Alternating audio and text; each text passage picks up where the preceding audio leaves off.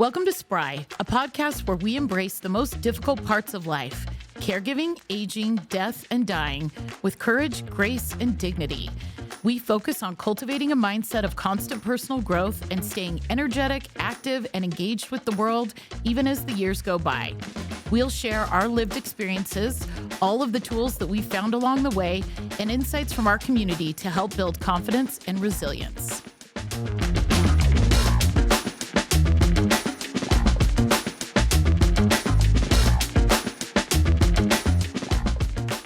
All right, well, it's Spryday. Woohoo! Each Friday, we are going to do a roundup of content, products, things we've observed, articles we've read, shows we've watched, whatever it is that we feel like embodies Spry. And we've been talking about Spry for a very long time. And I think we all have a pretty big notes file with lots of ideas here. So each week, we're all going to bring something to the table just to chat about. And we will, of course, link everything in our show notes. So, Mom, why don't you kick us off this week? What's on your mind? Well, every day on my mind is my letting my hair go gray. It's been a journey. It's been a journey. I'm still walking by a mirror and going, who is that? So last summer, late summer, I decided I was going to do it. And I just could not stomach thinking about growing my hair out. I had pretty long hair. We would say it's mermaid hair. Mermaid hair. Epic. And it was for very reference, dark. Very dark, very luscious. At least mermaid 35 hair. years of dyeing it dark brown. Well, my natural hair used to be dark brown in my youth, but for at least 30 years, I had been dyeing it every 3 weeks. And even getting toward that 3-week mark, I would be spraying the brown, stuff or just, it was To cover the roots. It was so hard. But I never embraced going gray until I started seeing.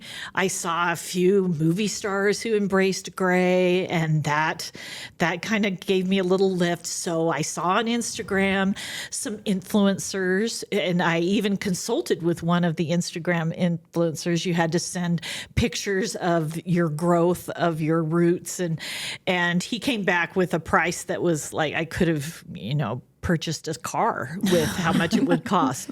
So I decided To do it instantaneously, you fly there, you go in, and you maintain the length. 12 hours, and you get to maintain some of your length, but you leave there platinum. Yes, it looks like it's that easy. Yeah. But he even admitted to me after the consult that those are my very best clients, that their hair handled it. And then there's these rules that you can't put heat on it for 2 years. So it still has to grow out. It just, no matter what you do, it's got to grow out. So I decided that I would strip the color out and cut it. Cut as much as I was comfortable with, and then just let the chips fall where they may. So I did that in November. It was the color that it is today. Those of you who have video will be able to see that I'm quite a platinum white kind of gray. So that's really lucky.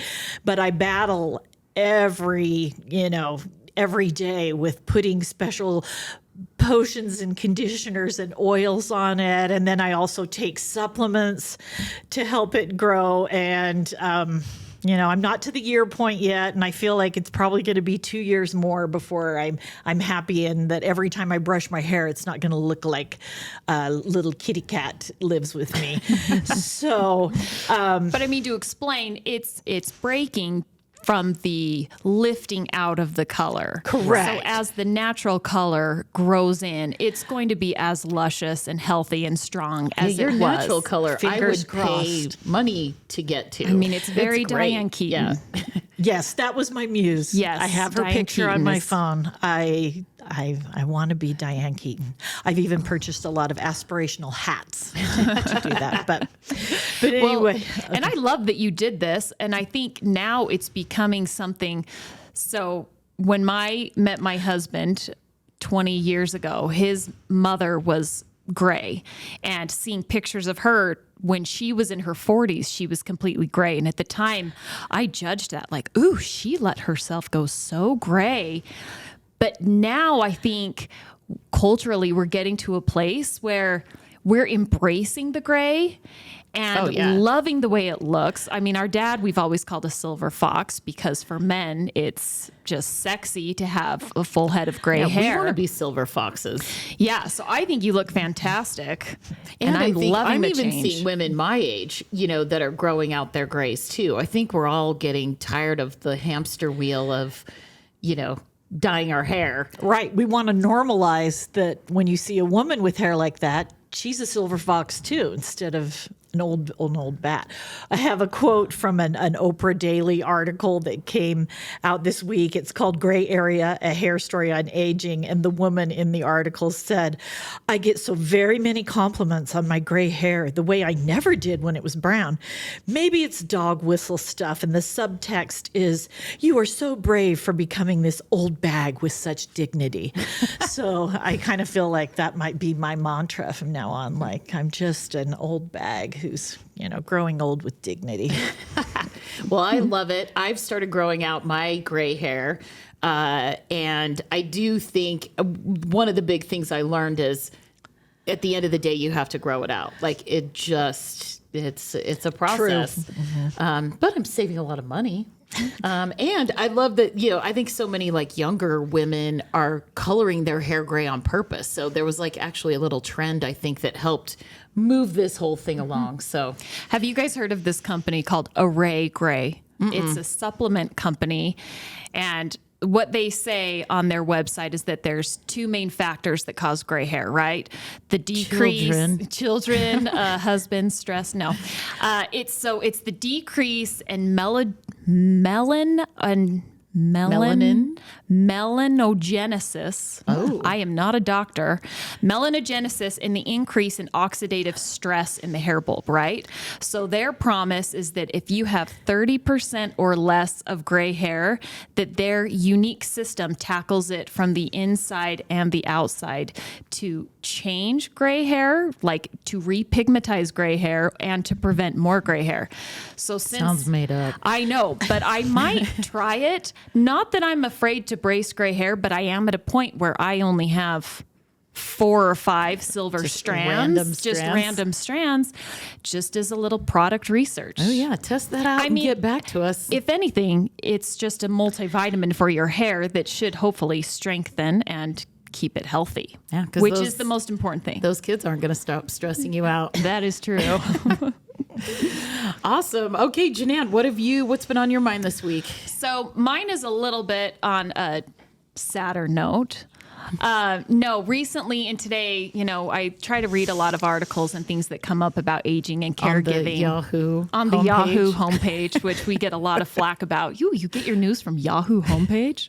But there was an article in today that was about death by a hospice nurse. Her name was Hadley Vlahos. So she's a registered nurse, and she just wrote a book that came out that's called The In-Between: Unforgettable Encounters During Life's Final Moments.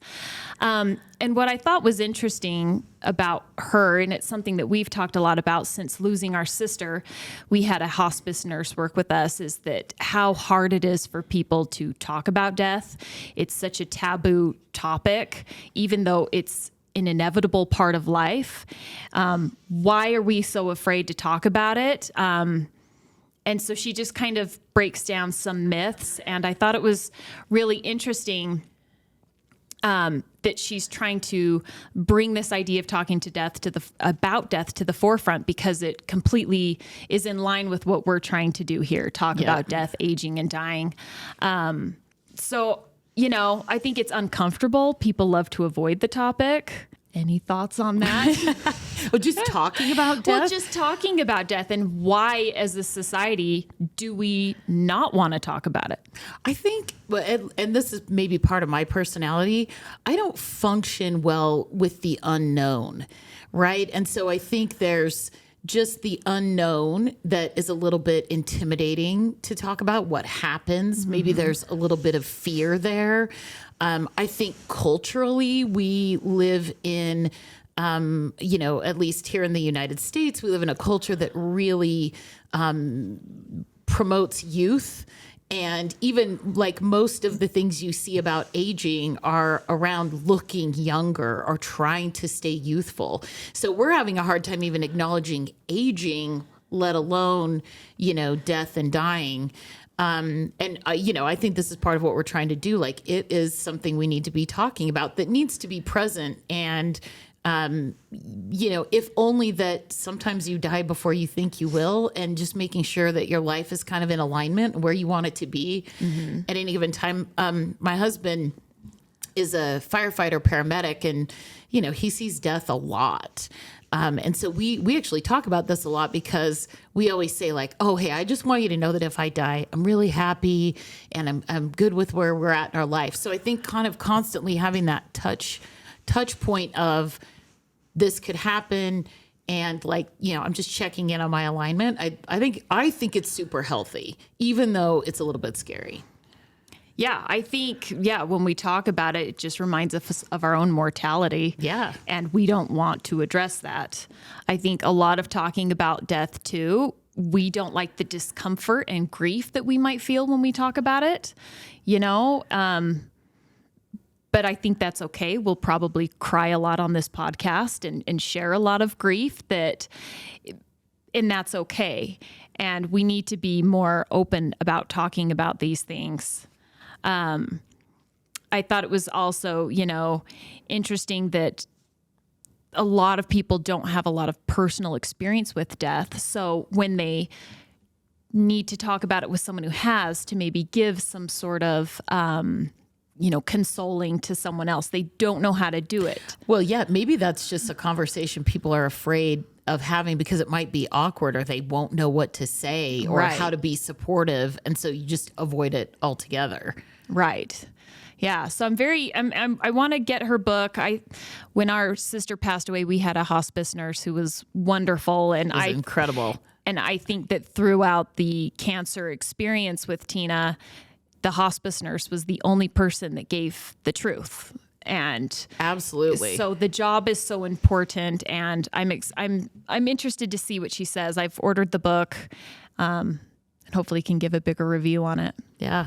I think the changes that we've had in, like, at least, and maybe it's because of such a big portion of our population is aging now, that we are starting to see more hospice care, more palliative care, like more people are doing this as a job in the medical profession versus like mostly focusing on like keeping you healthy and alive. It's more like, how do we approach death in a very, supportive way? So I love that, like, this is getting publicity because we're seeing more people in these spaces. Yeah.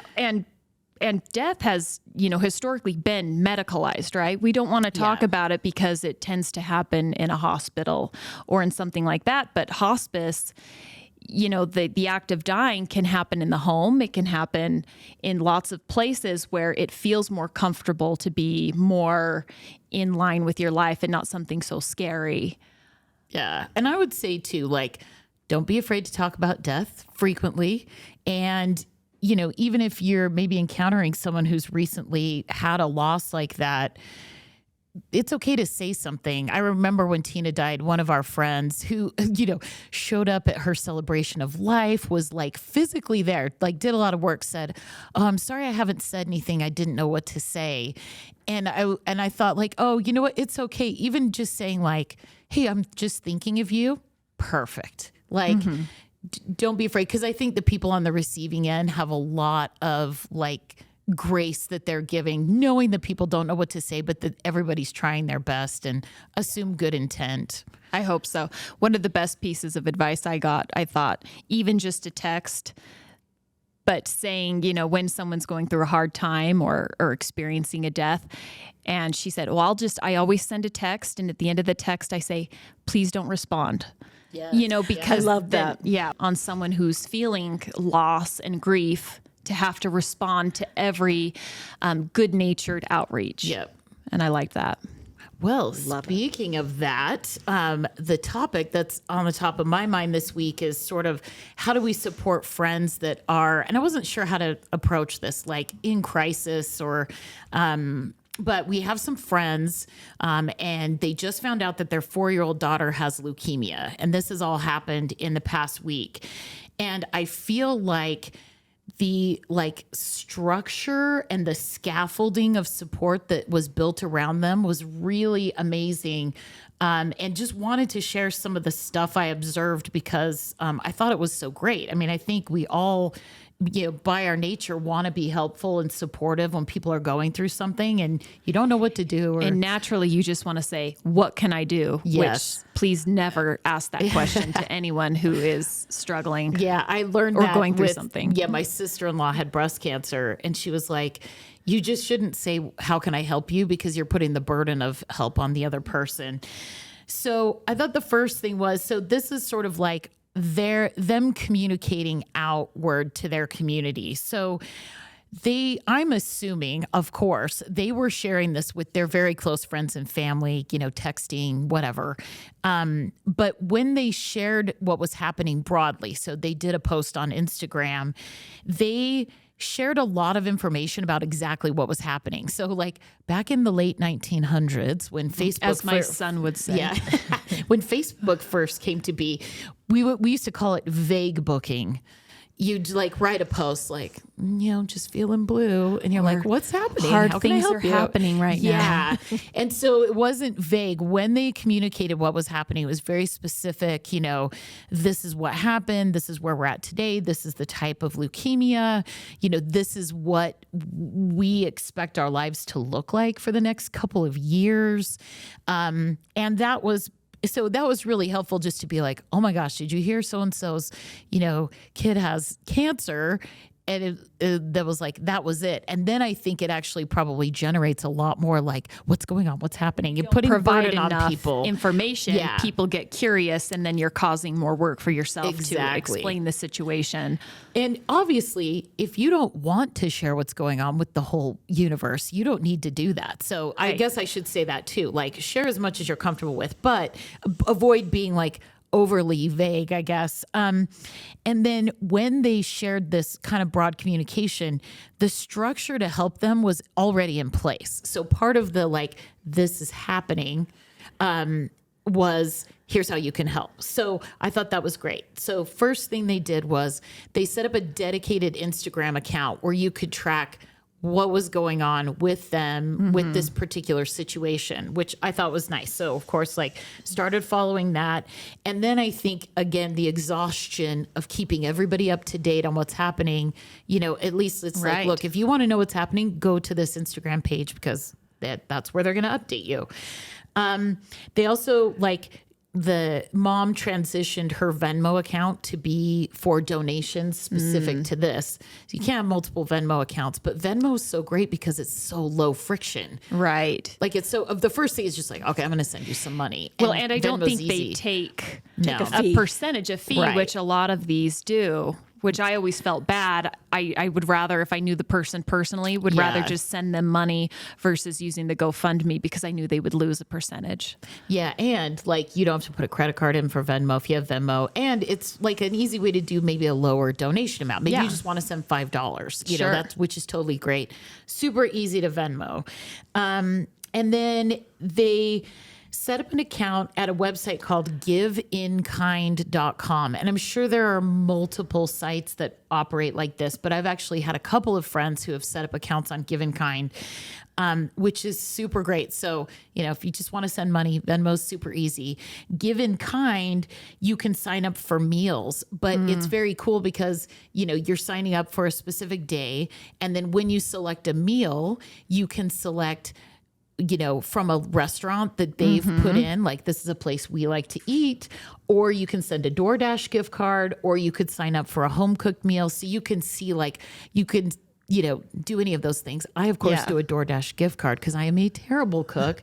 That would actually be a mean thing to do for me to drop off a meal to a friend. So I love that. We had a neighbor a couple years ago. It was the first time I saw that she had breast cancer, and I think she ended up having to do a double mastectomy, and it was great. There was an online platform. I don't know if it was Giving Kind or another one, but you could see all the dates she needed meals through the entire summer. People would put in what they were bringing, so you knew, oh, there's a lot of chicken soup coming. I'm not going to do that. And I found it to be so helpful. Yeah, it's so great. They also had grocery shopping as an option. So like, I don't know. Great. I don't know about you, but there's the standard list of like, these are the 20 things we pick up every Saturday.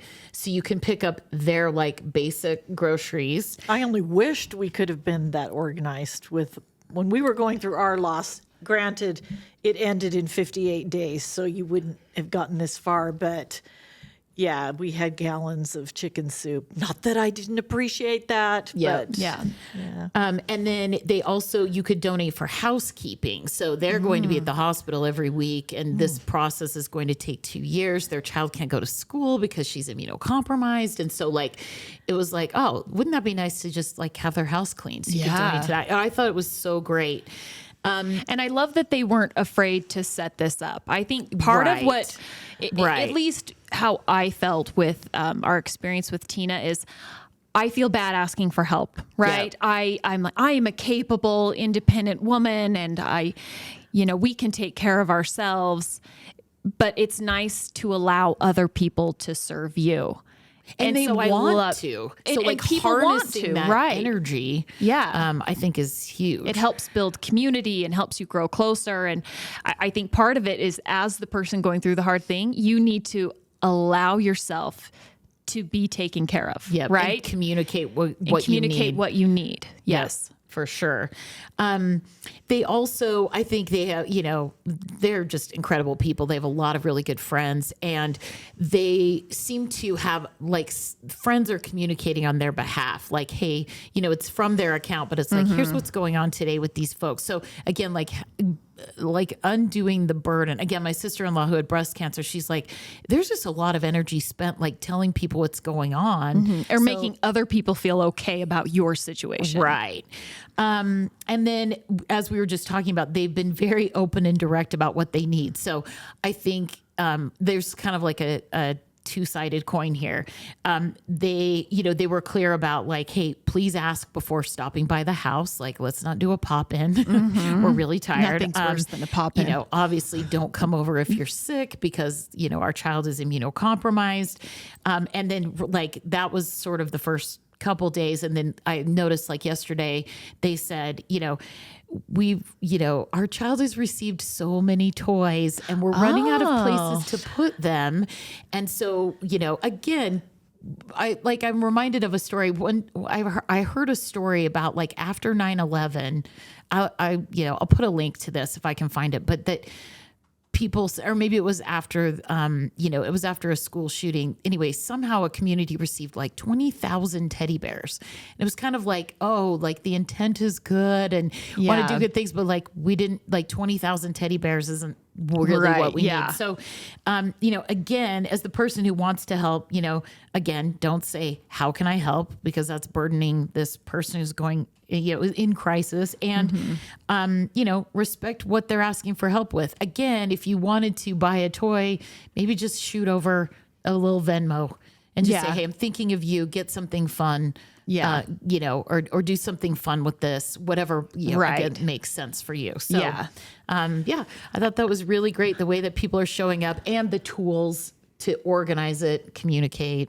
It's nice too to have someone in your life who can take charge of those things, right? Yes. Like the parents obviously are probably feeling pretty overwhelmed, and how great to have that friend or that person in your life who says, I'm going to set all this up. I'm going to manage this for you. Yeah. Like that's such a great gift to give too. Yeah. The orchestration of things is a gift for sure. Yeah.